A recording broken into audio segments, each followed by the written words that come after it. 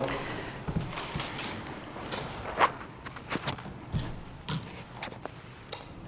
evening, everybody. Welcome to the Warrant Committee.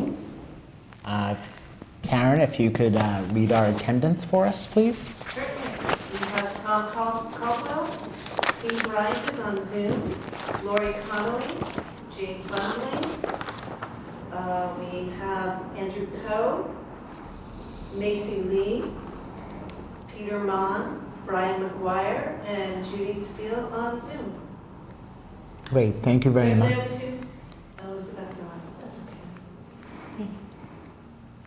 So the record shall reflect. You are here.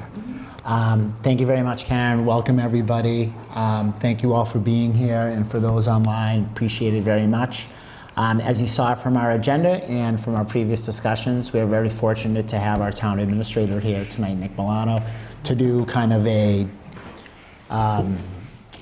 bird's eye view of some of the work that he and Amy Dexter and others have been working as to the 2026 budget and a draft warrant article that's bouncing around up at the select board concerning senior citizen property tax exemptions.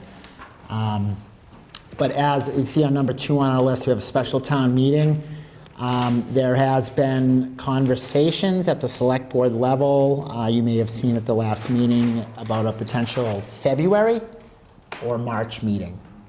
And that would concern the schools and the school building project. And obviously, as we're working on our budget for 2026, big reason why Nick is here tonight to speak to us, we'll be parallel working on the school building project. And then I think probably towards the end of the calendar year, as we get closer, or the beginning of the calendar year, as we get closer to a potential school vote, we'll kind of shift, we'll directly focus on that for a while, get an answer to the town, and then of course we'll immediately pick back up on our budget work for the spring annual town meeting. So all that being said, and I'll know a little bit more, they'll pick a date, and once I know a date for certain regarding any special town meeting in the early spring, late winter, I'll make sure everyone has it in advance. I don't expect it to be a long one. Might only be a couple of items that we could all do in one night. But the school will probably be the focus, the school building.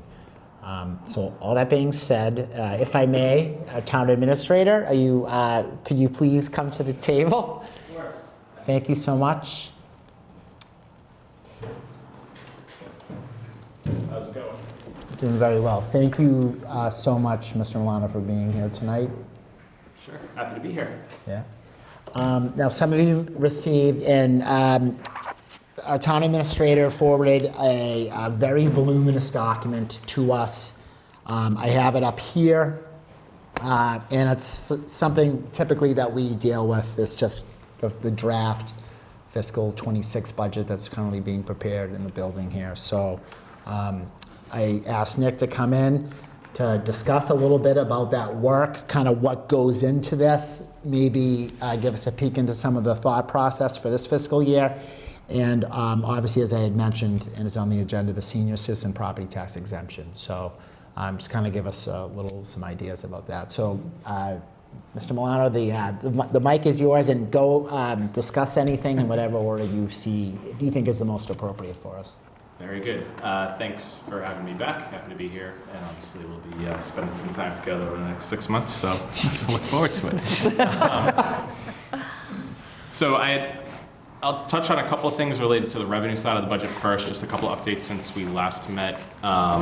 And just, I pulled a couple slides from the last time I was here, just because they talk about 2 of the things that came from that presentation, so that I think it'll be helpful to just share those as we go through it. So the first update is that the town's free cash was certified at the end of last month at just over 4.5 million. So give me 1 second, sorry, I'll just pause and then I'll share the screen here.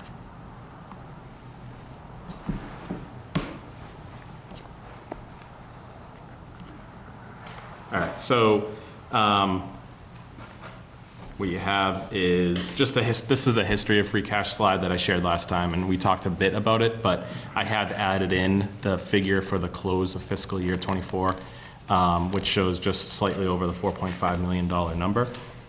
We talked a bit about what goes into that, and primarily the drivers are money town departments and others did not spend, and money brought in over our revenue forecasts.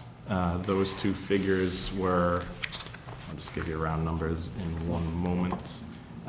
So about $2.8 million in excess over forecasted revenues, and $1.7 million in unspent monies that were appropriated in the fiscal 24 budget. That budget year closed June 30th. At year end, the accounting department winds down all the budgets, closes out the fiscal year, submits paperwork to the Department of Revenue, who then certify this free cash figure. So this number is now available for appropriation by town at any town meeting, really. Free cash appropriation votes take a 50% majority vote to be appropriated. And just, we talked about where local receipts were last time, and that's obviously one of the big drivers with $2.8 million over forecast. That was due largely to $1.2 million brought in over our interest income forecast with the strong interest rate environment that we've had. Building permits, were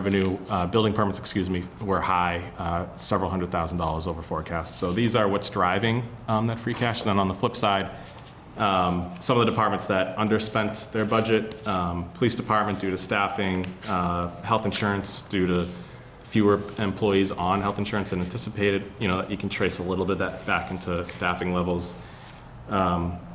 The other thing I wanted to mention was that our reserve fund turned back $240,000 because the reserve fund last year was $600,000.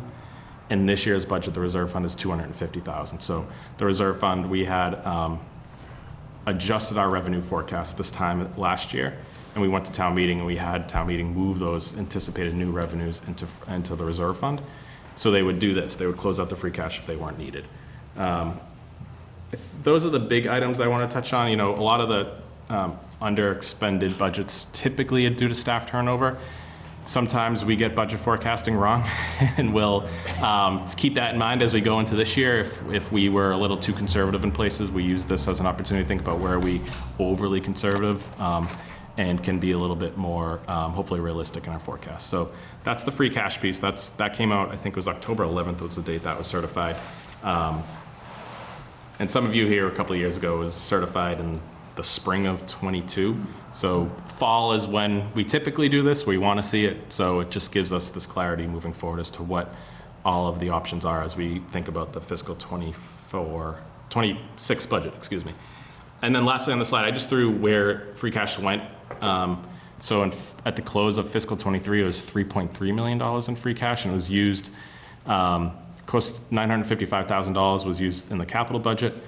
This year's reserve fund was funded with free cash.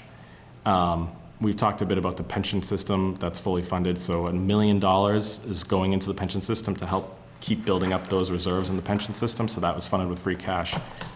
Employee benefits, which is primarily health insurance.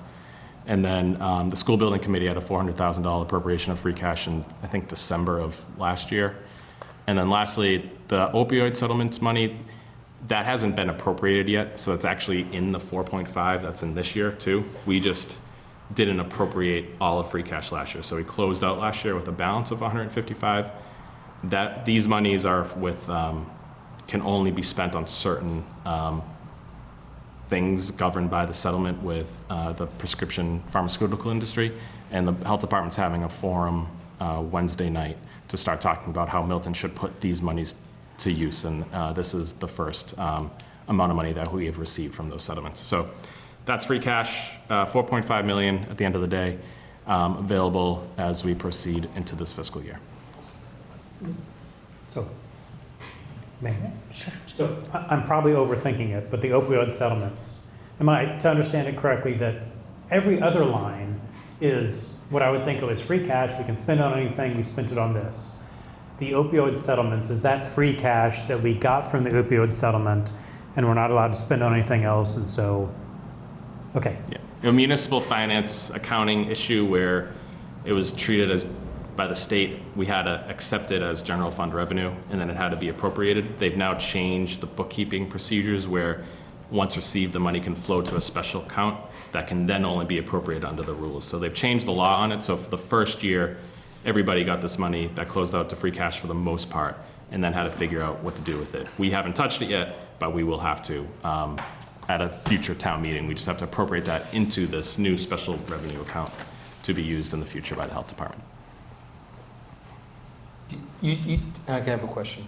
You said that the pension was fully funded, Yes, and then we did add another $1 million on it? correct, So it's a fully funded plus $1 million? correct. Okay. So our cost in this fiscal year is the normal cost, so whatever cost of future benefits of current employees to keep it fully funded, and then we're adding $1 million on top of that in case there's a market downturn and the fund has erosion of its. How much is in the investments. fund? It's 190 million, right? I think 190 million. Just curious, how is that money managed? Is there somebody outside managing that money? Or is it? We are not managing it directly. It's with PRIT, which is the state's system. So we just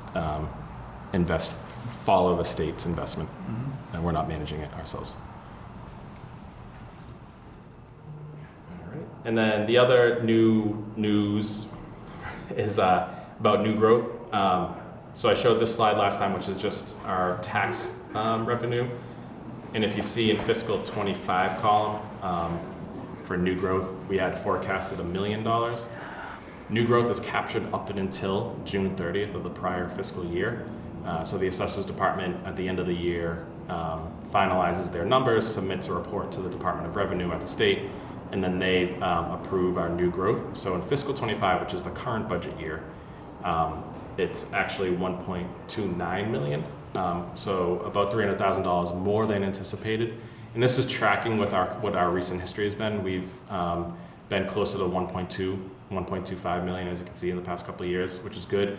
I share that because as we're building the fiscal 26 budget, as you see in the fiscal 26 column, we've kept the forecast at $850,000. Last year in the budget process, we upped that estimate as we got closer into the new year and felt more confident in that figure. I'm hopeful we'll be able to do the same in fiscal 26. I expect another strong year of free growth pending any economic changes, but and then the next slide just shows some of the history. So as you can see, the last 3 years are outliers compared to our prior trends. There's been a decent amount of new construction, primarily Walcott Woods off of Canton Ave. There's been a couple of smaller subdivisions, Wentworth Farm and Pine Gardens, different parts of Milton. Going forward, there'll be additional new growth that we can count on through the developments. The Ice House development, I think I talked about last time on Blue Hills Parkway, which is a 40B project. 711 Randolph Ave, which is a 40B project that's well underway next to the DPW building.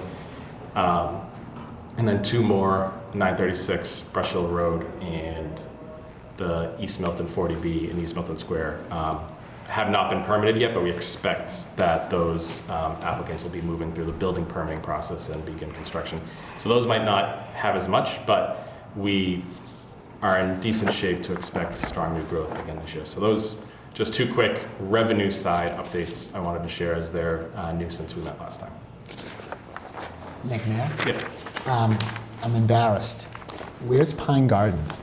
that is off of Matrakas Pleasant. is- So it's I think there's 4 single families There's off of Pleasant Street. 5, right in the Matrakas development, right off of across the Pleasant street. Street? Yeah, Off of Pleasant Street, Oh, okay. yeah. I'm it's sorry. actually on Pleasant Street, Okay, now right we're on talking. Yeah, it. between Gerald and, well, the little alley, Yeah. yeah, Okay, my apologies. behind my parents' house. I was expecting gardens, like just a big pines. and pines. But This there is we go. Pine Garden, yeah. I'll be quiet. All right, so I'll stop sharing my screen there, and then I can go back to it when we're talking about the warrant article for the senior citizen tax exemption.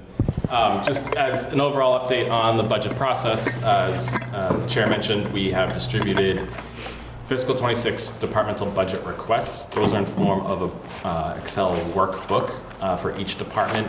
Departments sometimes also submit supplemental information in Word docs or in PowerPoint. So when you go into the folder, the shared folder that you should have the link to and have access to, just double check that there's not something else for a department that you're looking at, because there may be something in addition to the workbook.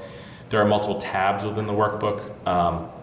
We distribute it electronically. We're happy to make hard copies for folks who are looking for anything. Feel free to give us a call. We'll print out whatever you're looking for. Not everything is in there, so if you're looking for DPW or Consolidated in particular, those aren't in there. We haven't finalized the select board budget, so that's not in there. And then the like shared costs, employee benefits, insurance, we have not uploaded those either. So if you're in charge of any of those departments, reach out to us. We'll give you an update. And then as we make any changes or add these departments into that workbook, we'll just send out a note that they're there. These are what I've asked for in terms of requests from department heads. What we've asked for is a level service budget. So, and I've been pretty direct that, you know, tell us what it costs to run your department today. I think the practice here has been to always just try to minimize year-to-year increases, which I think is fine. But this year I've encouraged folks to, you know, tell us what it costs to run your department, and then we'll go from there. So there's no guarantees in terms of what my recommendation would be that their level service budget requests even necessarily will go forward, but we wanted to make sure that we're able to sit down and say, you know, I'm scrimping on things year to year in order to meet my budget. If that's the case, then, well, let's get your budget, right size it going forward. I think the best example of that really is vehicle maintenance and repair in the DPW, where they're maintaining all the town vehicles and costs have gone through the roof. Costs to maintain the public safety equipment and apparatus in particular are more expensive. So it's either we can not repair them or try to get that budget to where it needs to be to maintain our fleet accordingly. So that's what we've asked for. We've also asked for supplemental needs, and the departments have provided that. That's an additional tab in the workbooks. And some do more than others in terms of describing what those needs are in writing in the budget workbook and in their narrative, but feel free to ask questions if you have any. I think one trend you'll see is that there are a number of part-time employees in town departments that folks are looking, so they're looking to add staffing, but they're looking to take, a 19-hour position and turn them into a full-time at 37.5 hours. So that's somebody who, or another department's actually looking to take somebody who's 2/3 to full-time. So that's somebody who is already at benefit eligible, and it's less expensive than a whole new FTE. So just keep that in mind when you're looking at departments. And then I think that's it on the departmental budgets I wanted to provide.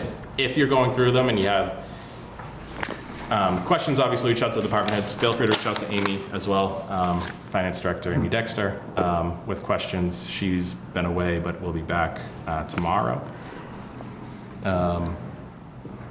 So I'm happy to take any questions now. The last, I meant to mention is that debt service.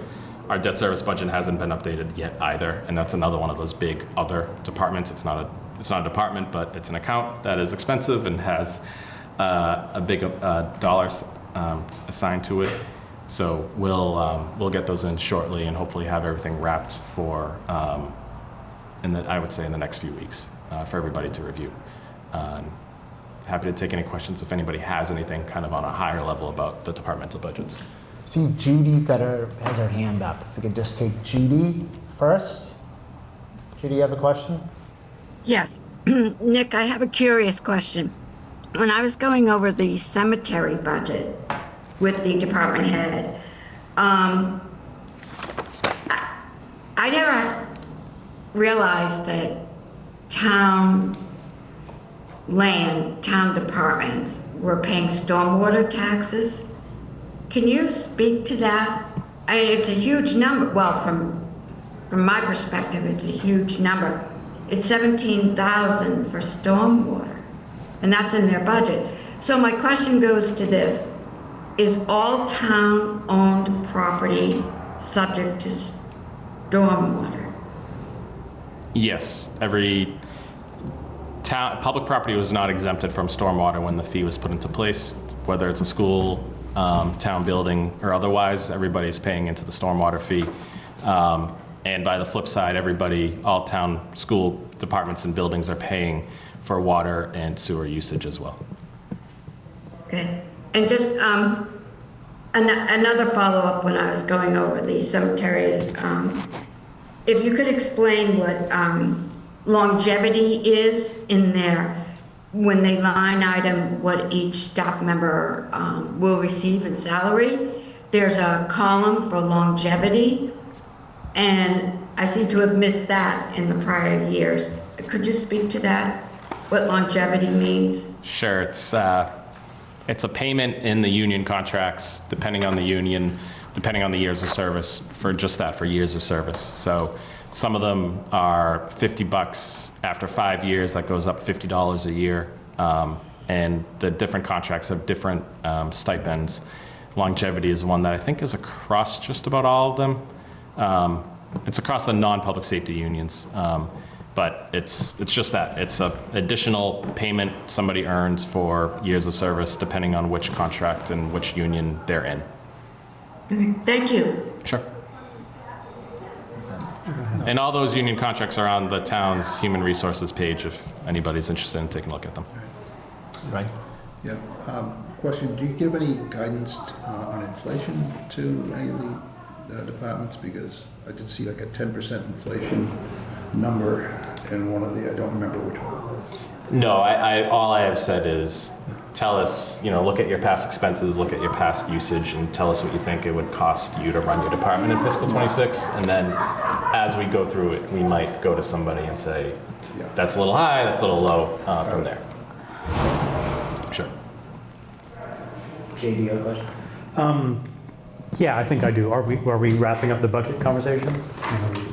Yeah, well, okay, I'll come out with my questions. So, budget, big picture, one big question has been override or not override. Is this the appropriate time to talk about that? Sure. Okay. Background, and you've heard me say this before. Last time we had an override was 2017, and to me as a resident looking from the outside, it seemed like for several years leading up to 2017, we would say, oh, we probably need an override. Oh, wait, we've barely managed to get enough money to not lay off people. Let's put it off for a year. Then the next year, oh, we've managed to not lay off anybody. Let's not have an override. And then in 2017, they said, it came to be February, March. They said, we're going to need layoffs. Therefore, we need an override. And I don't know if that's what's actually, maybe much more was happening behind the scenes, but as a resident, that seemed like that's what was happening. And what I would love for us to be doing right now is something more forward-looking, more deliberate, less, well, can we scrape through this year without an override, or do we absolutely positively need an override? That we'll figure that out in February or March. All of that is to say, how are we doing on the deliberative process? We've talked about it some among ourselves. I know there's you, there's the select board. I worry a bit that it's going to be everybody looking at everybody else. Maybe you will look at the select board waiting for them to make a decision. Maybe the select board will be looking at you waiting for you to make a decision. Maybe the warrant committee will be looking at you and the select board wondering when you're going to make a decision. And nobody will make a decision until it's the last minute. That's what I worry about. So how's the process going? Sure, I agree, and I think we're kind of in that trend that you described again, where I think the warrant, if you look back at the past couple of warrants for the annual town meeting, it references next year is probably the year we're going to need an override.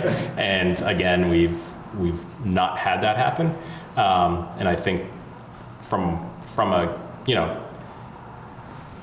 I have viewed it as we need to gather all the information at this point and then have the select board give the indication from there as to where our next step is. And that is why I've asked for a level service budget and also for supplemental needs.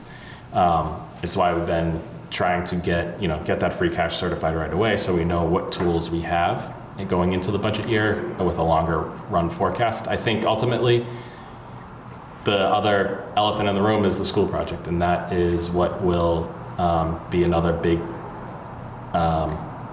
factor in that decision.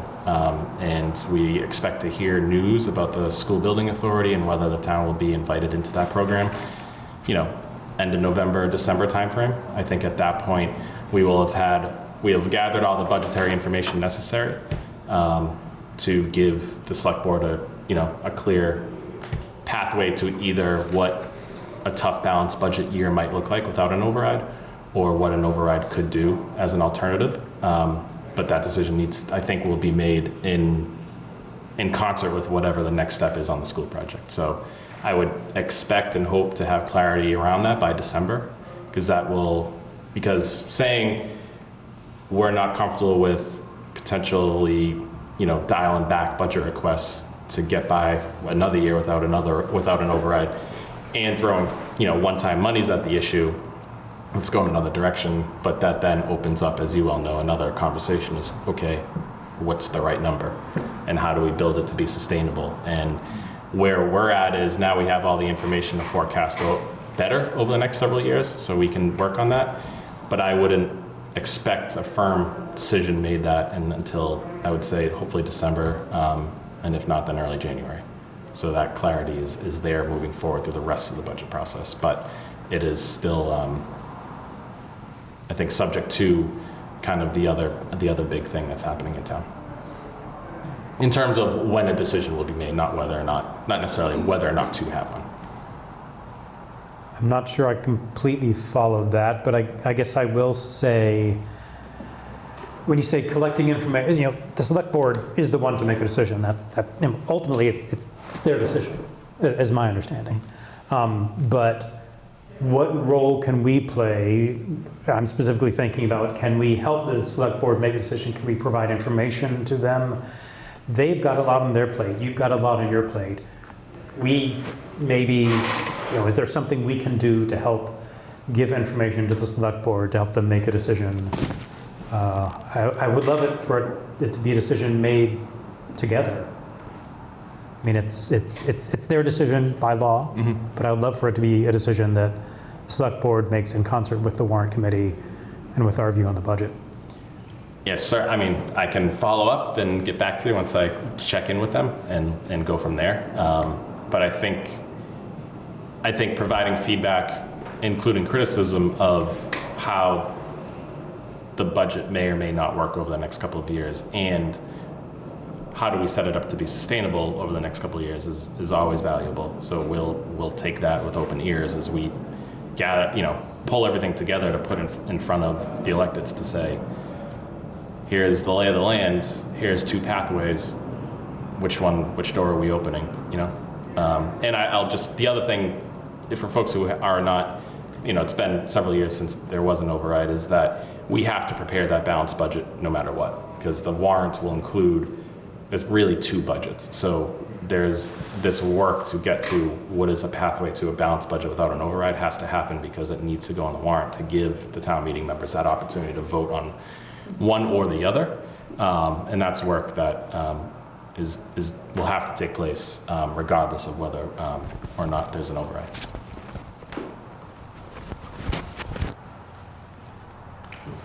I have a question about something else.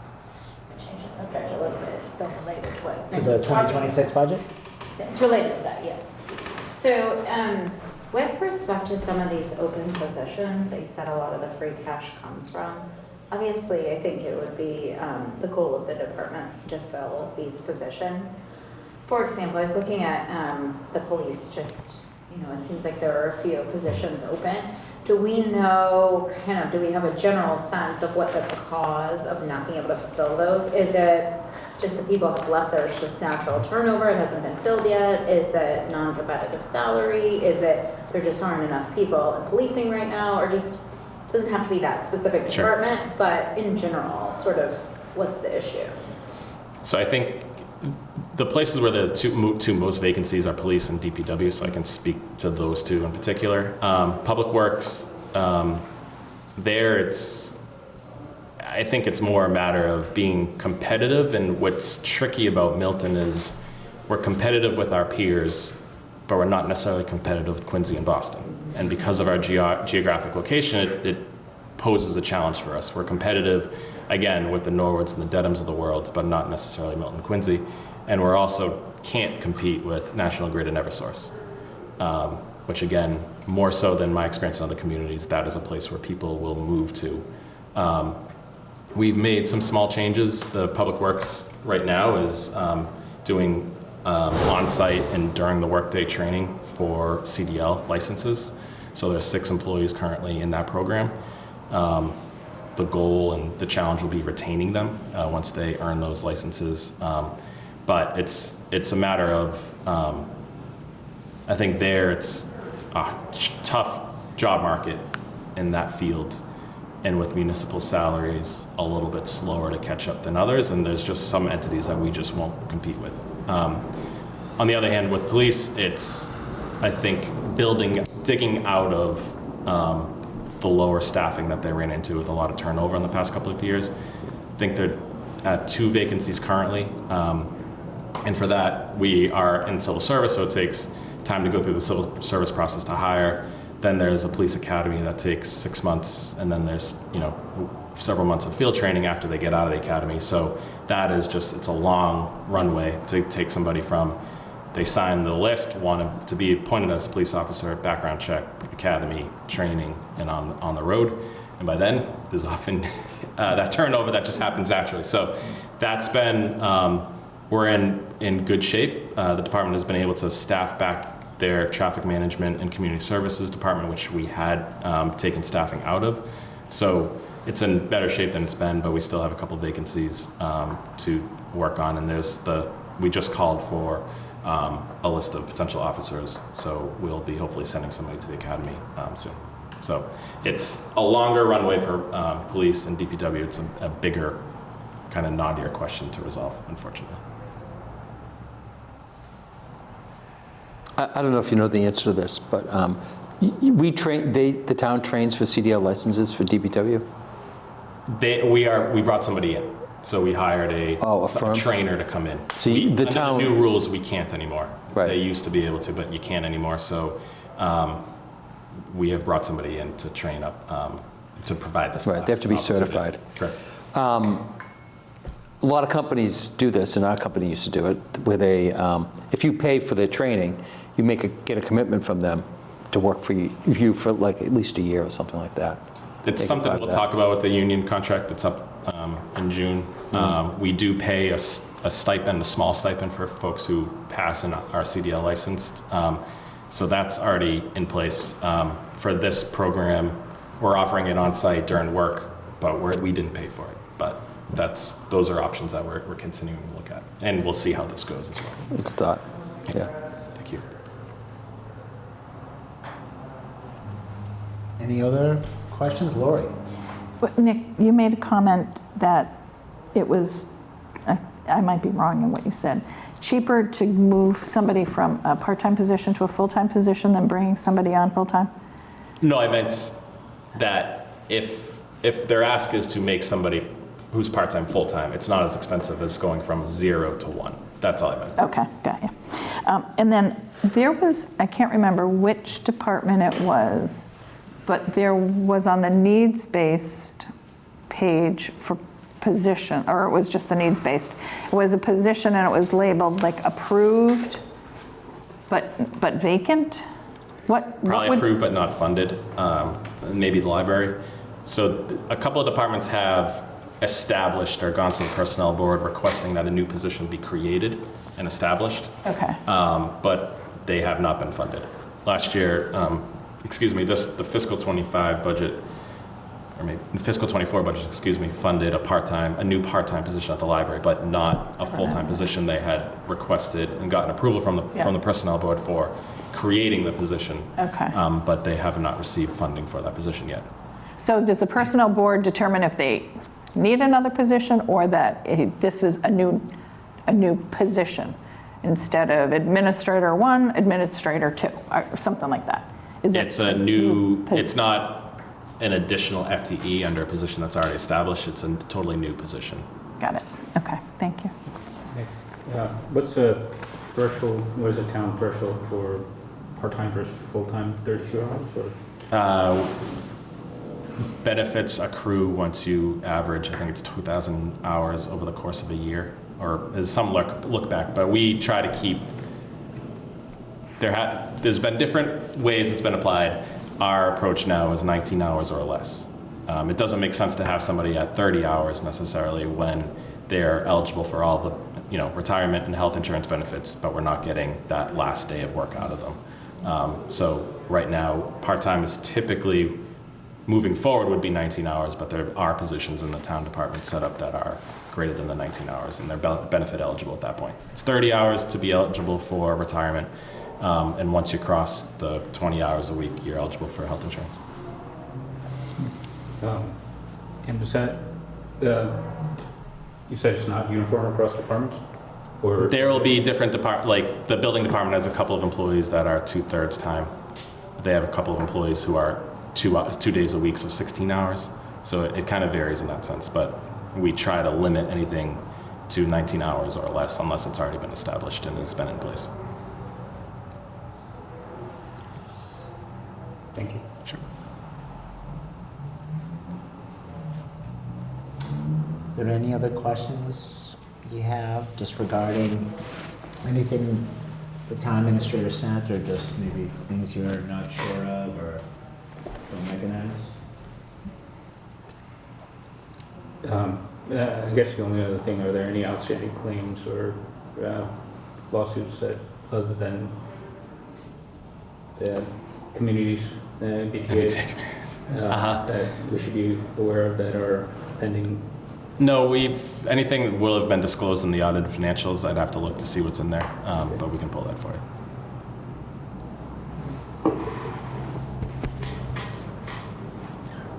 Tom? Judy, absolutely. Oh, thank you. Nick, when you were explaining the hours for retirement, when someone doesn't work, I know yours is 37 and a half, but if we could just use 40, because that's what I'm used to. Someone doesn't work the full week, less than a full week. Do you prorate that on the actual pension payments? In other words, I know what I'm trying to say. Full retirement benefits are the same whether you work 25 hours a week or 37 and a half hours a week. I don't want to give you the wrong answer now, and we can get back to you for that, just to provide the right information. Okay, thank you.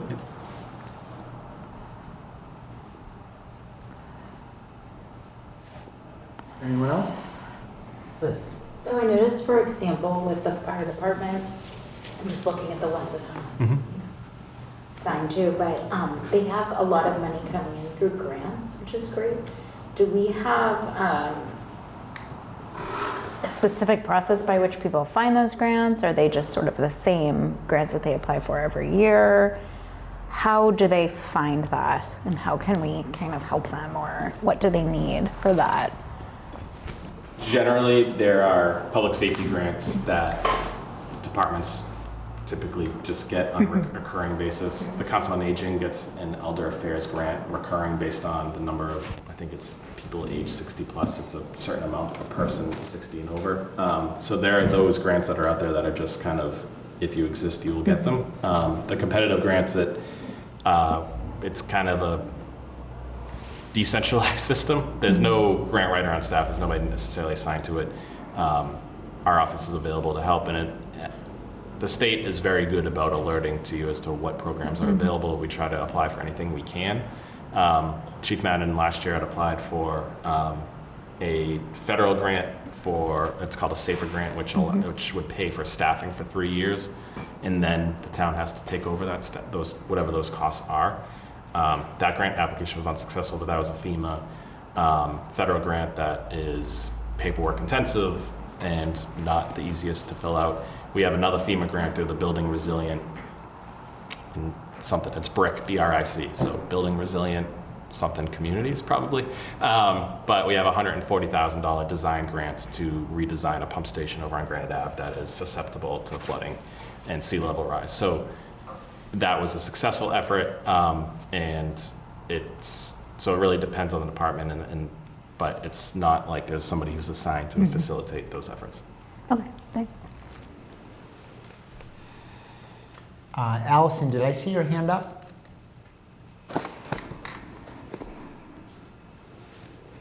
She did lower it, but it was up. Okay. Yeah, no, I just actually wanted to understand kind of the budget process, especially given that we had a level level-based budget the last few years and used free cash. And this year, with the ARPA going away, just kind of understanding how financially they're going to be able to build off that budget. And like, will they just be putting a level base? You said that they're going to send over the above the basic needs to try to fill it. But, you know, this is where I'm really interested to understand kind of the direction we're going, because last year in March, I confirmed a 4.2 deficit in the school budget going into this year. So I'm just, I don't know, kind of want to understand the picture we're painting, because we didn't even meet the needs last year on the school side. We were about $750,000 short. So I just, curious to know kind of financially how we're setting this up, you know, to those that are not meeting the ARPA, additionally being in that deficit. We should kind of have an understanding of kind of how that will look. It's something we have to build. We have to build a budget that is balanced and could be approved by town meeting and put into place. Do I think that will be easy to build? No. Would it require the use of one-time monies again, and then would not be a sustainable budget? Yes. But so at the end of this, it would be, requests would be reduced, and we would probably need some one-time monies to make that budget work. So it would be a tough budget year, I think is the best way to describe it. Okay. But that's something we're building, and I need to produce over the next couple of months. Okay, all right, thank you. The question too of that free cash is that generally for the past couple, it was used for not positions, and it was used for, one-time kind of expenditures. So I'm just curious of how we continue to build the free cash into a budget versus using it for one-time expenditures. I hear your point, and I agree. I think broadly we would want to stay away from using one-time monies for recurring expenses. I'll just note that over the past 3 years, we've had 4.4, 3.3, and $4.5 million in free cash. So where our, being conservative on the revenues means we could be a little less conservative potentially and fund some of these items through the tax levy. And conversely, maybe there are places that departments can take a little bit of a reduction because they haven't necessarily spent their full appropriation. So I just, if we had $250,000 of free cash, I would be like pressing the alarm button. But I think it's just important to keep that context in mind, as it's coming from unanticipated revenues, and it's coming from monies that weren't spent by departments. So that does provide some wiggle room to help build a budget that doesn't mean huge layoffs in that worst case scenario. If our revenue forecasts stay strong and the economy stays strong, that puts us in decent position. Some element of that free cash, and I know Jay has said this from time to time, so I'm stealing his words, but there is some number in that free cash that is recurring. But I would like to agree.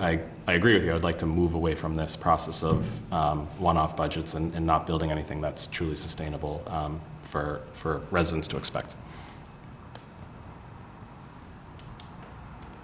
Jay. Allison, are you done? Because, really, I want to follow up on something you raised, Allison. Oh, thank you. No, yeah, I'm all set. Thank you so much. Okay, yeah, so, to follow up on what Ms. Gagnon just said, I think it would help. I know you're building a fully funded budget, but I think it would help, and maybe you've given us the pieces, and maybe we just need to put the pieces together, but it would help to see, what are the baseline, the level service expenses, and then the money coming in and the free cash. And let's say we ignore free cash for a second. Let's say we look at revenues and expenses. Can you show us, okay, we're $4 million under. And I know it's your job to produce a funded budget. It's not your job to produce a budget that is unfunded, but can you at least show us the pieces? Oh, of yeah, where we no, are? sorry, we have that, and I am happy to share it with anybody. And I think I've sent you a version of it, haven't Oh, we not? probably. So yes, and we just have not produced it because we're still waiting on a couple of the bigger pieces to come in. What we have is a 5-year forecast that lays that all out. With our current revenue estimates, with our current expenditure forecasts, where do we sit? And we're sitting in that $4.5 to $5 million hole we got to dig out of, assuming the school budget's a 4.5% increase. That was just the number I plucked out of thin air and threw into the forecast. So, you know, if it's 6.5, that gap is higher. If it's a 4, that gap's a little bit lower. So that's just kind of where things sit on a very rough back of the envelope number today. We have plugged in the department's requests that we've received. We're just trying to finalize some of these last outstanding ones, but we'll get that into the shared documents folder as well in the next couple of weeks. So I know you can't predict the future, but it sounds like big picture, maybe we spend all the free cash, then maybe we could get by without an override, but that means we don't hire a firefighter we need, we don't hire a librarian we need, we don't hire whatever the schools say they need, but we also don't declare bankruptcy and don't lay people off. Or with an override, we do, you know, a lot of us have seen, the fire department needs an additional position. The police need additional positions. DPW, schools is its own thing. Is that what we're looking at, is maybe another lean year without an override, or a year with an override where we fill some of these positions that haven't been filled in 7 years? Are you not comfortable answering that? I'm not, If you're no, not, all that's I'm fine. saying is I will present those 2 options, and the direction will be given, and then we'll implement from there. So Okay. we're pulling that together, and that's, I think, one of the changes that we've tried to embrace over the past couple of years is not just go to departments and say, okay, roll over your last year budget and we're calling it a budget season, but say, okay, think about your department, where do you want to invest in? So now we have that information that says, you know, what do you need to kind of expand your services and improve your services? So we have that as a baseline, so we know what the needs are today. And I think that gives us that element to say, hey, if we were to move forward with an override, here are some of the things that we could invest in. We could increase staffing at the Council on Aging. We can increase staffing at the library. We can get the DPW to be right sized, and they're not cutting projects at the end of the year. So those are the kinds of conversations that this allows us to have and will have in the context of which pathway do we want to go down. Thank you. Sure. Anything else? Okay, why don't we move on? If you could, Mr. Milano, I know you wanted to speak briefly, just, and I asked you to, just concerning the senior citizen property tax exemption. Sure. I think, did you distribute that presentation, Tom? I had sent it last week or maybe Yes. a week and a half ago. Okay. So I'm sorry, I'm forwarding so much, and Karen's sure, helping me. I'm trying to keep straight. So I'll go through this relatively quickly, only because this is a warrant article that hasn't been approved by anybody quite yet. Ideally, so to take a step back, as we were thinking about this budget year, we were going back to the drawing board on both the revenue side and also property tax burden side to have some of these conversations that if we're going to go forward with an override or have a big school project that folks are voting on, have we thought about all of our revenue opportunities? Have we thought about ways to reduce burdens on folks who may not be able to as easily bear the burden of overrides or other additional taxes? So one thing that came out of these conversations was a tax exemption for seniors that was means tested that other cities and towns have adopted and put into place. So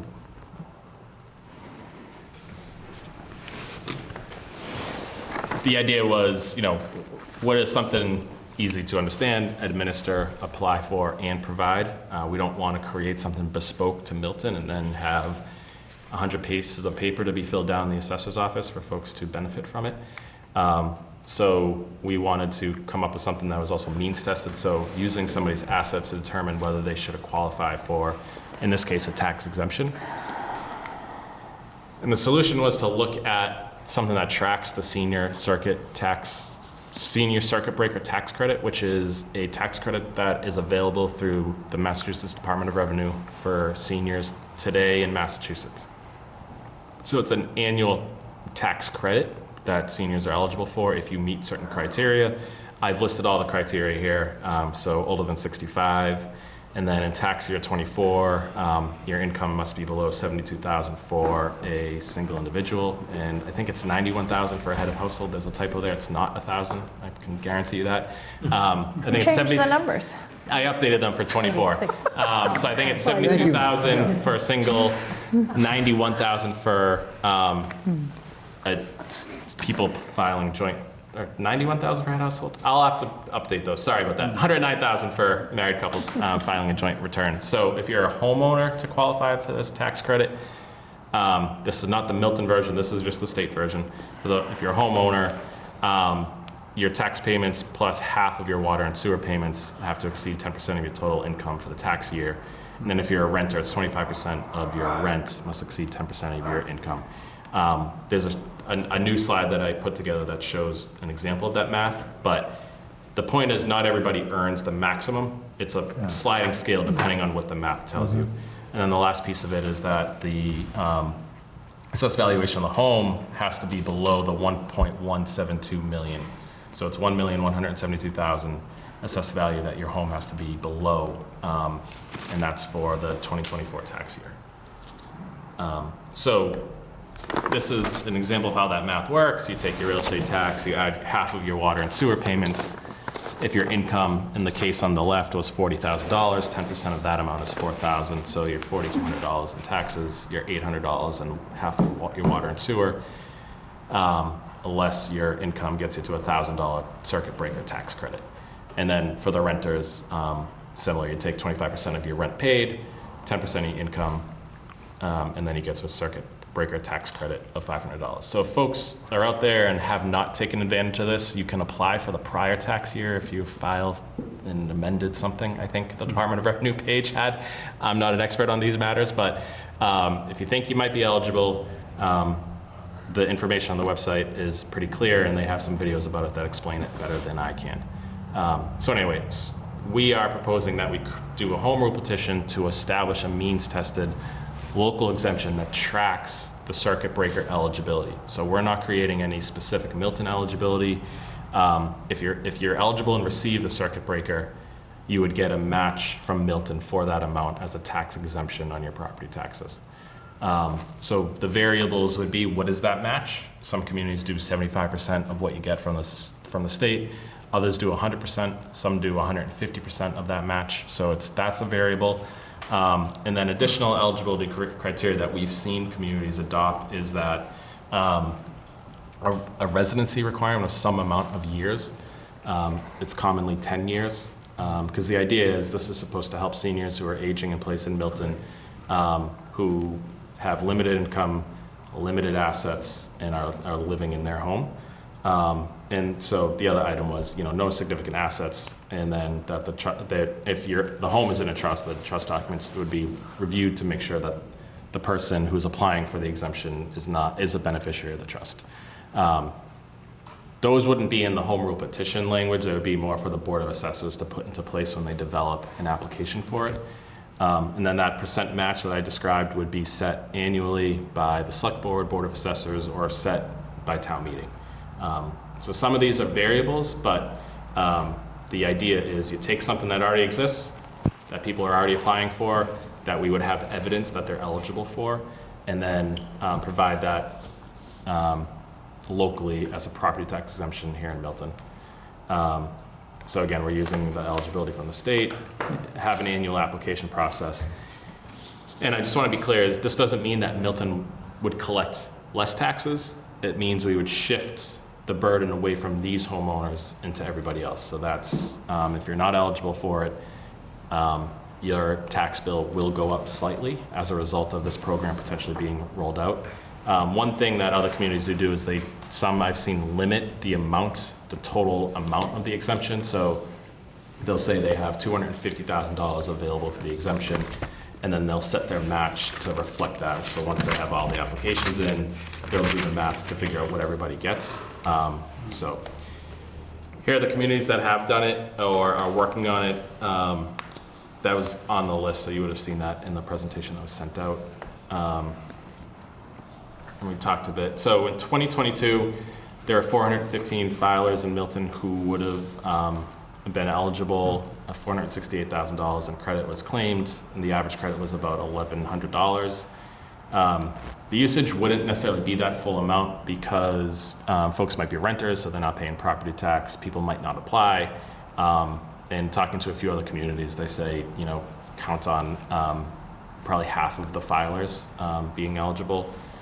So we did just a quick math. If the average house is about $1 million and the tax bill is about $10,000, there would probably be an increase if we were to have 100 eligible people at the max, which would be the $259,000. So this math isn't great. It's just to give you a sense of if we had 100 eligible people, they all got 100% match, they got the maximum, that would cost about a $30 tax bill increase for the average house in order to provide this program.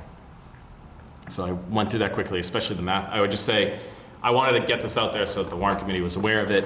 I expect the select board would include it as a warrant article at our next town meeting. Since it's a home rule petition, it has to be approved by town meeting, then approved by the legislature before it could go into effect. So really the timeline on that means it might be a challenge for it to be in effect until, fiscal 26 is probably realistic, but certainly not this fiscal year for that to go into effect. So there is a process involved to get it approved. But that's the broad strokes. Happy to take questions now, or if it's submitted as a warrant article, maybe we'll spend some more time talking about it. But Sure, just one quick, I was actually asked to that, Mr. Milano, that this would be something we would expect at the annual, or is the select board, I know you can't read their minds, are they expecting maybe this in February or March? We've talked about the special because of that timeline involved in getting it filed at the State House, and then being at kind of their mercy as to terms of when they'll get to it. So the sooner we can get it there, the better, just in terms of getting it kind of resolved. Once we're in the new session, like to get it in December wouldn't really do much, but to get it earlier in the next calendar year when the new session starts and all the new legislators are sworn in would be ideal rather than, late May, early June. So I think the goal would be to get it in front of the special. So we would be talking about it potentially in a few weeks. Sure, obviously that would probably like to maybe talk to the Council on Aging or, just some other interested departments in town, but we would definitely like to talk about it more. Nick, thank you very much. Sure. And then just on the town meeting piece, I just wanted to share that, so we're looking at, I think it's really narrowed down to the February 10th or February 24th. The 10th would mean that the warrant would have to be to the printer and everything final January 15th, so a full month beforehand. The 24th gives us 2 more full weeks to the end of January, which I think is probably more beneficial than trying to get everything wrapped up early January. So I don't know where they'll land, but we had talked about the 10th of February, the 24th of February, potentially the 3rd of March. That first week of March doesn't look good. So I know the 24th would be the first Monday after February vacation. Everybody's just getting back, but it would, for this committee and for our office, it would give us a much enjoyed final 2 weeks to get the warrant together and done. If there's only a couple warrant articles, that's less of an issue. But the warrant committee's recommendations and comments obviously are the crucial piece of that warrant. So those 2 weeks might be pretty helpful, especially this time of year as we head into the holidays and the new year. Great. Jay? Again, asking you to read the minds of the select board, are they, this sounds like a great idea, especially if it comes at the same time as an operational override.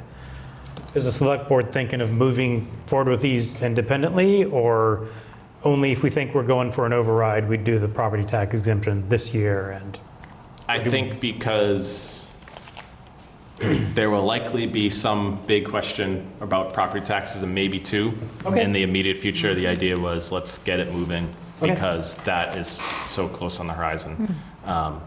We haven't come up with many answers on the revenue side. We're still working, but this is at least on the tax burden side. It was felt something we could do. And that's where the genesis started, and the assistant town administrator, Nick Connors, did all the legwork, so I haven't done much on this other than speak to you tonight. Thank you. Sure. Anybody have any questions? Okay. What's the genesis of this program? Who started this? We had touched base with, I think the conversation really started with Hingham because they had done a couple of things that we thought were interesting. And Nick had talked to their assistant town manager, and they mentioned this program.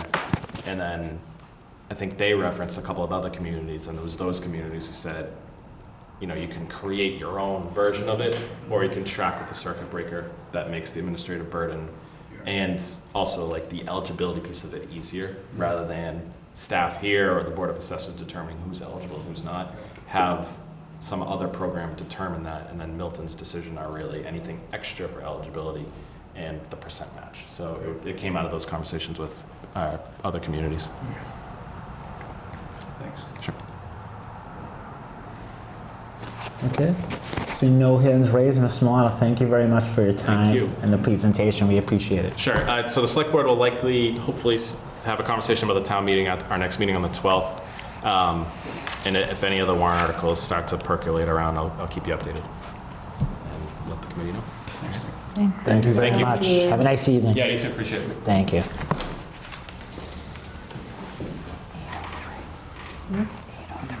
Okay.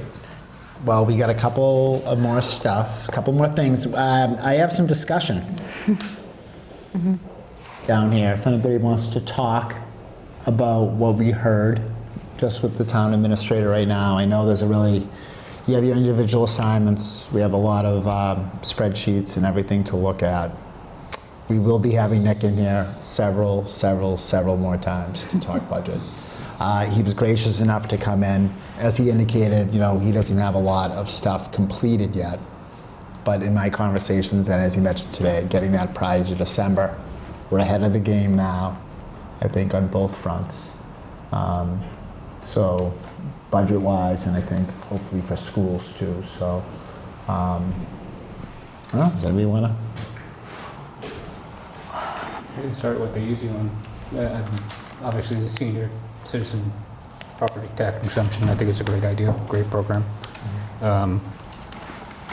I do want to validate it that whatever the credit is will make a material impact. If it's a drop in the bucket, or I'm not sure what the purpose of having the program would be, or just validate that the impact to the actual recipients is material. So yeah, I can say I know that through frequent town meetings just over the course of a long time, it's come up. I want to say it comes up like every time. And especially, I think the most recent one I talked about, a lot of senior citizens, obviously who've lived in this town for like 30, 40, 50 years, right? And then they're not a burden, they don't have kids, I don't say burden that way, but they're not drawing resources like my family is, right? And, some of the other families here. So, and like, what can we do to kind of give back? And it's a very small percentage, obviously, but I have, on its face now, it looks like a really good thing. But to your point, absolutely, 100%. And I think a lot of people in Milton will avail themselves of it, just given the population. Because I do want to make sure that people that lived here a long time have the ability to stay here, if possible. But if what they need is $5,000, and this is going to issue them a $500 credit, it doesn't have the impact that we think it will. So I just want to make sure that in the administration of this, that we test and either validate through the COA or whoever that the program will have the impact that we think it will. Otherwise, all we're doing is create another burden from a cost administration standpoint for a program that has minor impact. That's like me giving you $1 for lunch. Yeah, you keep it, right? Yeah, just keep it. It doesn't really make a difference at this point. But no, that's an excellent point. Thank you. Sounds like it might be an offset for increased taxes to come. I mean, it sounds like a PR effort almost. Right. Sense to hand these folks this now in the anticipation of taking it back. Keeping Is people it- basically at a level tax, at least those people at a level tax rate. Is it $30 a quarter, or is it $30 for the year? So I meant to ask. I think it's every bill. Yeah, so it's $30 every quarter. Yeah. So that is a good point. You know, it's coming up now. We're obviously looking at school building. We're looking at, you know, potential override. So I think it's annually. Oh, so it's only $30 a The average tax year. bill is Oh. $10,000, so that's not your quarterly bill, I hope. Yeah, I was wondering per tax bill. But you're right, that's a year. Judy is raising her hand. Judy, would you like something to discuss? Oh, thank you. I didn't think of this while Nick was still there, but I believe there's a program in town for seniors where they can work off a tax credit, like work in lieu of taxes, not your entire tax bill for sure. But like if you go to the town hall, there is like a greeter at that desk, and that's one of those types of jobs that the town offers for a consideration of your tax bill in a reduction. So you're offsetting your time and hours for a little bit of relief monetarily in your tax bill. So I'm putting this down in my notes, and maybe someone else can too in case I lose my notes. How will this circuit breaker matching by the town affect that program? Does anyone know what program I'm talking about? Yes. Yeah, so that was a curious question after Nick left, of course. You know, I was a little behind the 8 ball on that question. But it might be something we would want to remember to ask when we get the actual article. So I'm counting on you all to keep good notes when I lose mine. Thank you. Thank you, Judy. Jay? I think Judy made a good point, and there's also another program that I believe allows certain seniors to just not pay their tax bill, and it accrues with interest until they either pass or sell their property. So just the question of, we've got 3 moving pieces. How do these 3 moving pieces all work together? Sure they've thought it through.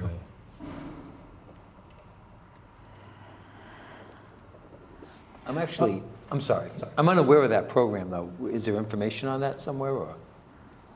Those two. All I can tell you is that I know we expanded it a couple years ago. Like it was open to a certain slice of people, and we opened it up, and I think we also made the interest rate better, higher, lower, better for the homeowner. I only know about it because it was tweaked a couple years ago. Okay. I will say, I'll ask Nick about it. Yeah, I do not. I'm aware, I'm aware of what Jay said, how they expanded. I'm also aware of the non-payment of taxes.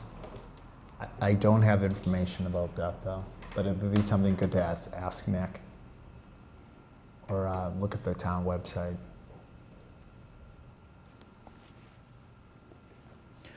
so can I circle back to a few minutes ago? Maybe I'm the only one who was too slow, but we're talking about $30 a year.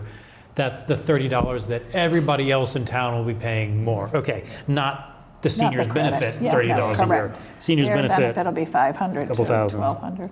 okay. Are you good on that, Jay? Yeah. Okay.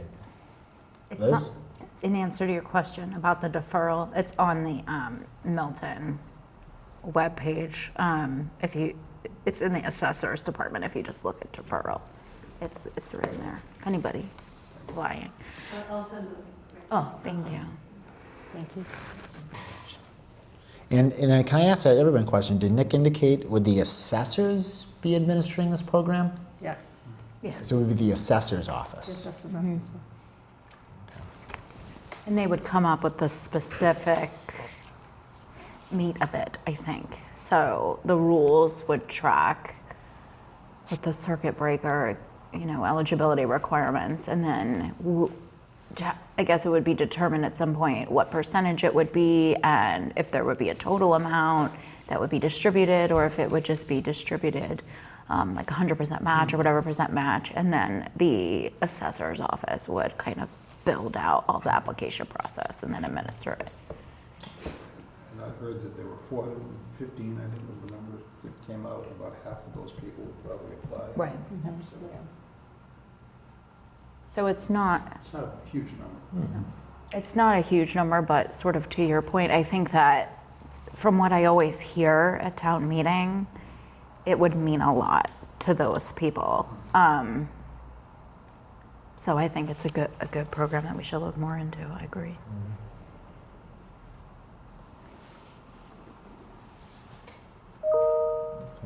Anybody else? Anything else to discuss as to the third item on the agenda? Okay. Yeah, Liz. Well, Macy and I had an update about, not really, but we're meeting with the fire department chief and the police chief this week. Phenomenal. So we're meeting with Chief King tomorrow. Yep. And then Chief Madden on Friday. On Friday. Perfect. Well, thank you so much for that.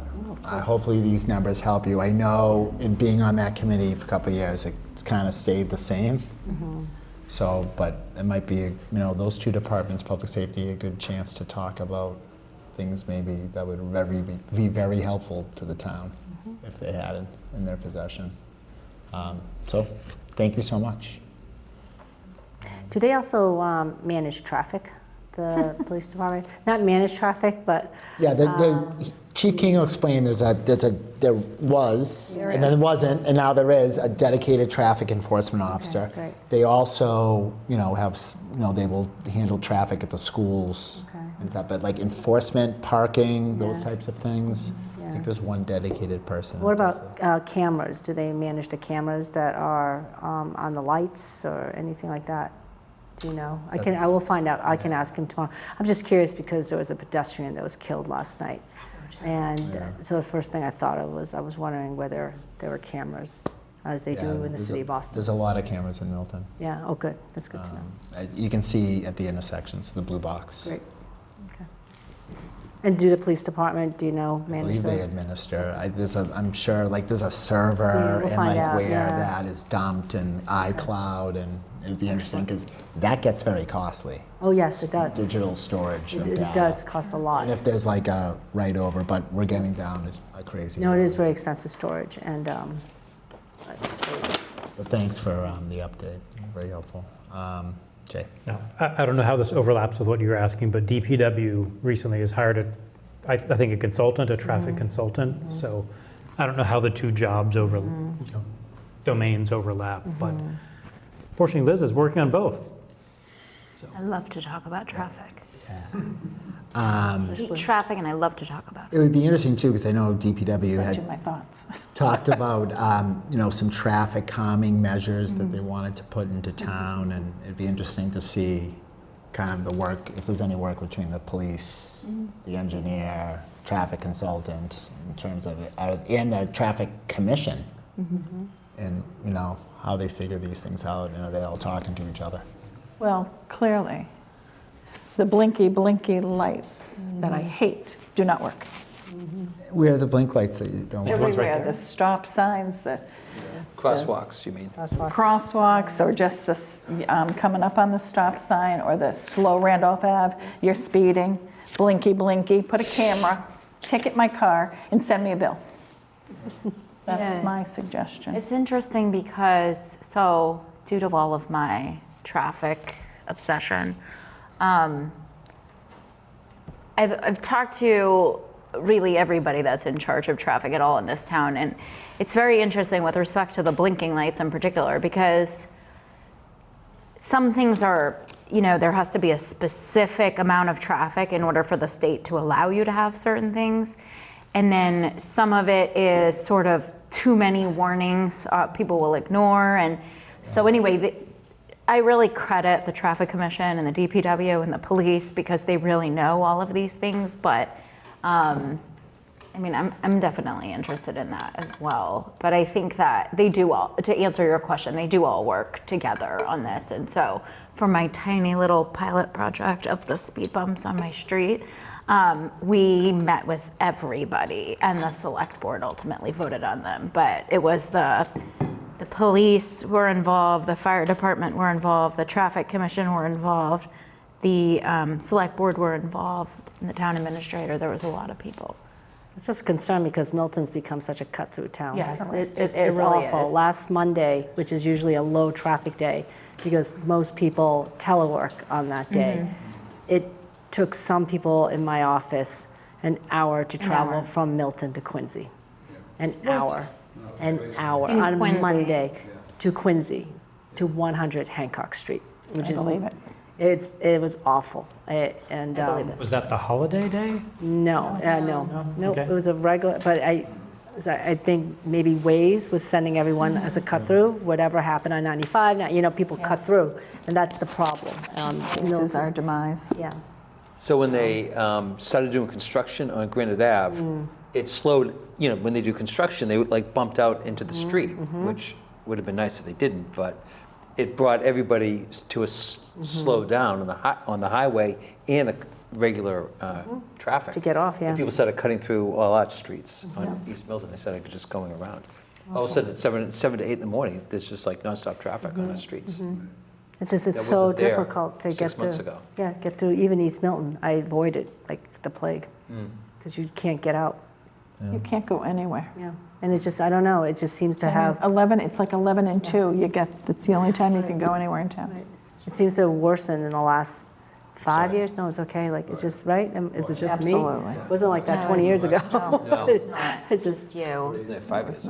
right? Yeah, Yeah. it seems like it's just a 5-year, It's like post-COVID, it just like went yeah, bang. yeah, yeah, you know? so.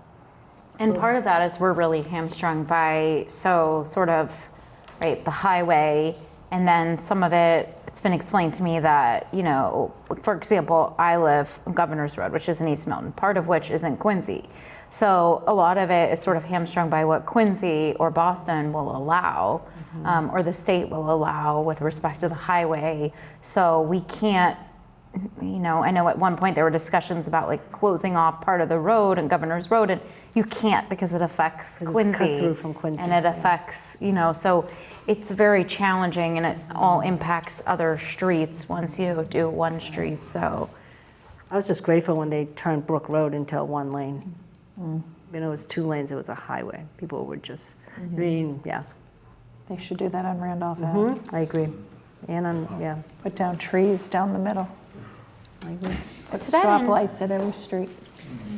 As much as we like to talk about traffic, Discussion. I have to. I had a question about it. I have to bring back. Stay until. I know, this is something we can Talk also, about traffic. we can say till midnight. We should have a, No, thanks. But anyway, thank you, Liz, for working with DPW. no, honestly, it's a big issue. I think it needs some budget attention, our public works, traffic mitigation. So, and it's a very popular topic because it affects everyone. Going to the store, going to drop your kids off, going When to you work. talk about coming back. the senior taxes, the seniors that live in town, they need to go to CVS to pick up their medicines. It just with all that traffic, so it's a public safety concern. And, Or even walking across the street, Like or a last night. pedestrian, like that poor woman. And, we will have, obviously, the chief of police, who's head of the traffic commission, and, others in to explore these more, especially in light of, the budget and a potential override, and maybe some extra money being available, and what Right, we can exactly. do with it, so. Well, I had a question about that real quick. So last year, there was money appropriated by town meeting for traffic control measures. But because I wasn't on the Warrant Committee last year, I don't know if that was something that was requested by the DPW or how that came to be in the budget. I'm going to speak off the cuff I mean, I can find out. And I believe that was within the budget. I think it was $20,000 Yeah. for traffic mitigation. I think that's what they received for traffic Is it the mitigation. I remember DPW that number. requested it then? They requested it. Okay. I can't tell you in terms of the final, but I remember because I did DPW Mm-hmm. with another member, and it was $20K. I think we wanted more.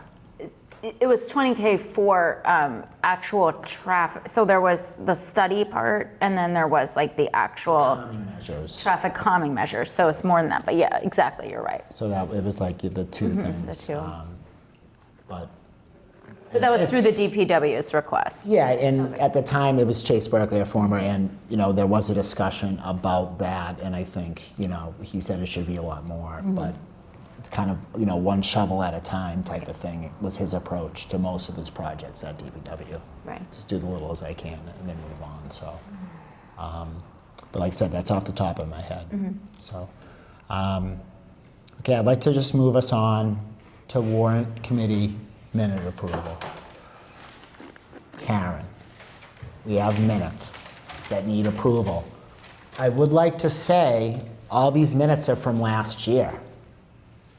So our present members cannot vote on them. But we do have a quorum. I think we have all of our returning members present.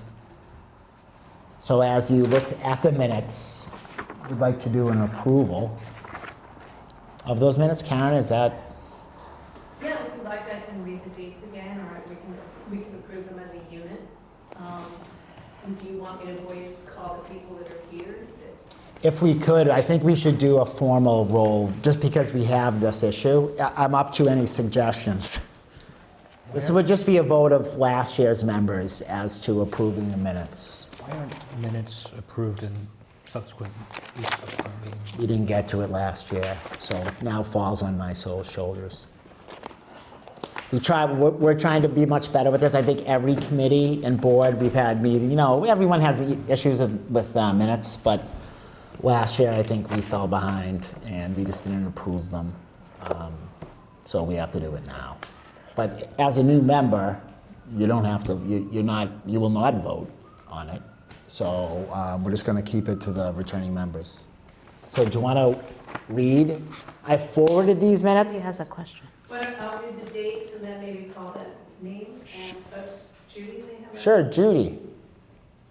Tom, in regards to the voting, Sure. I think I heard when we opened our year for warrant committee that as long as new members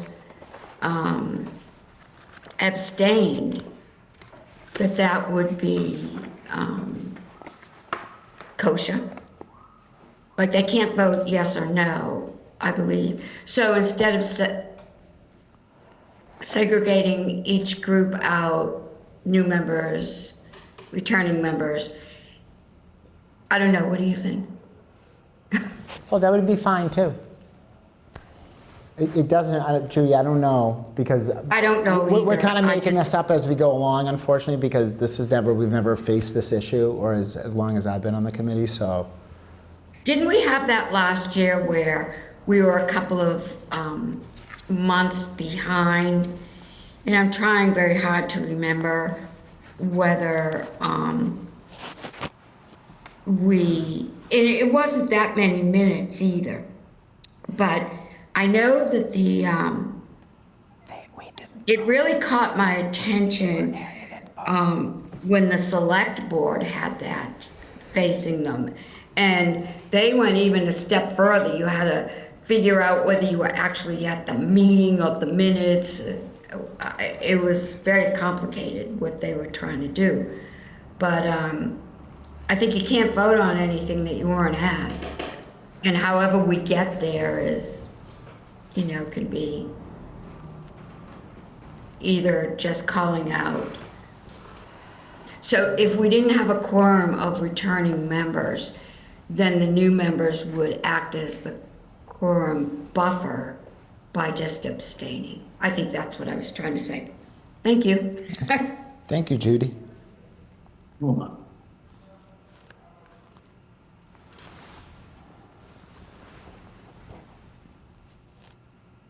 Judy, do you have your hand up again?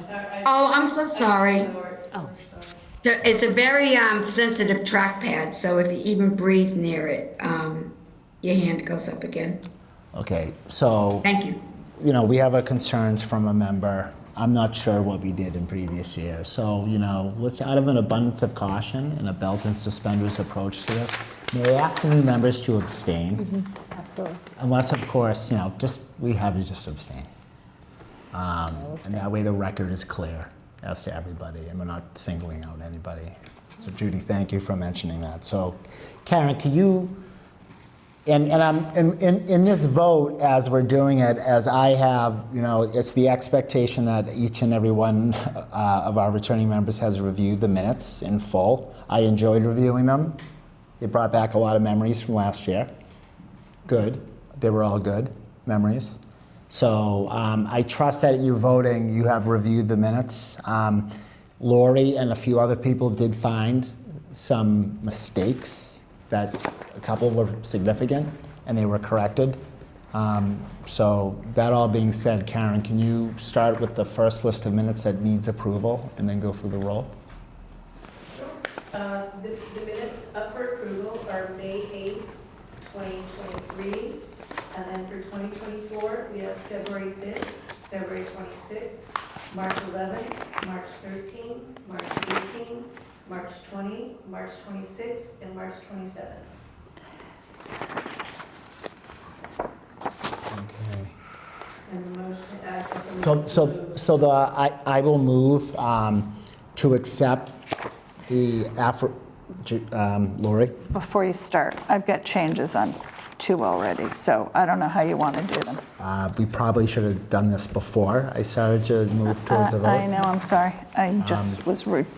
When she was reading them, I realized we had a lot. Okay, so what I'm going to do is, I think now in light of this, we should not vote. I have 3 sets that I'm. Everyone needs to review them. Do you think everybody has it? I would rather, if there's changes, I'd rather them be circulated online. Ahead of time. And Got it. everyone can review them, as opposed to doing it when we have people out here and we don't have copies for people and stuff. Do you want to vote on the ones that don't have changes?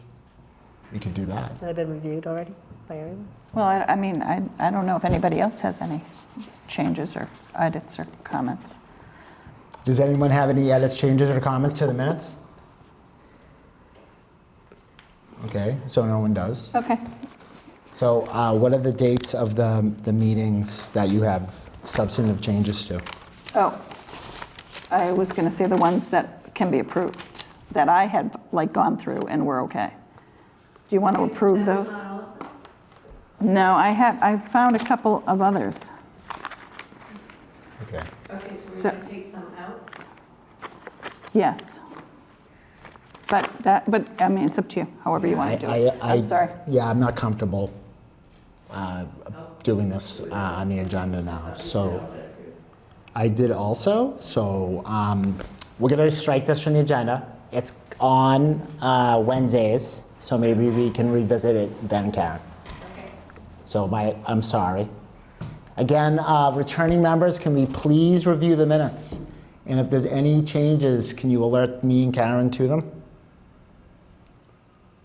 Thanks. I know Andrew said this, but can we do you think it's easy to try to do this going forward, like for the previous meeting, I think on so. Wednesday, do like today's or whatever the next meeting? Yes, and that's just, Karen listens to the meeting, Yeah. does them, and the moment she has them done, we get them. So that's going to be on me as the chair to make sure we move these forward. That's an excellent suggestion. Yeah. There are AI add-ons to Zoom that will help summarize the meeting for us. It's not perfect, but it's And something Teams. you might It's great. save a lot of time with. Or you can do a transcription service on Zoom too, because we. Yeah. Yeah. All of Highly the recommend it. minutes will be 59 pages. No. The However. thing about Oh, the summary. It's the AI summary. AI summaries is that Can you do that on the Zoom? you can do it on Zoom. I'm not familiar with that. You can do it in Teams, and the advantage of all these AI tools is that not only can it identify discussion topics, but it's smart enough to identify open items. Oh, cool. And speakers if everybody is logged in under their name. But it also gives you a head start framework to edit the minutes rather than starting them from Oh, scratch. that's cool. You still have to go in and do it, but Right. have a human eye too, but it Yeah, would give you a yes. head start. Is our next meeting in the fire station, I feel like? Why do I think it's in the fire station? It's a high Next school meeting. AV room, The right? high school AV room. On Wednesday? No, it's not. It's here in the Cronin. Oh, it is? Wednesday's meeting? Okay. Recently got lost in the fire station going to a different meeting. Oh, really? Yeah, it was posted today, and it's at 7, Wednesday the 30th, in the Cronin. Wonderful. Thank you. Is there a meeting next Monday as well?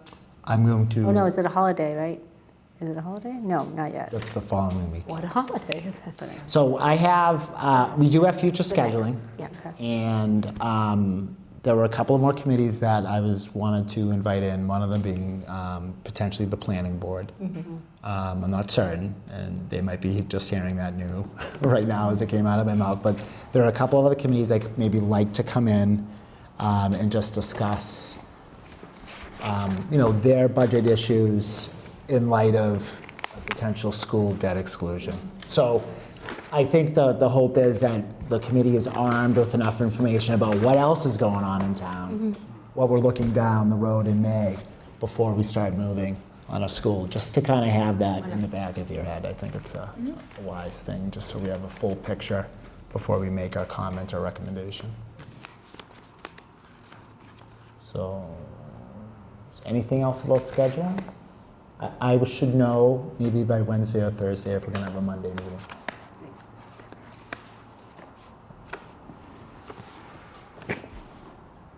Anybody have anything else like to add about future scheduling? Okay. Is there a motion? Motion to adjourn. I second that. Seconded. I second that. Okay. Motion being seconded, the meeting is adjourned. Thank you very much, Warrant Committee. Thank you. Thank you.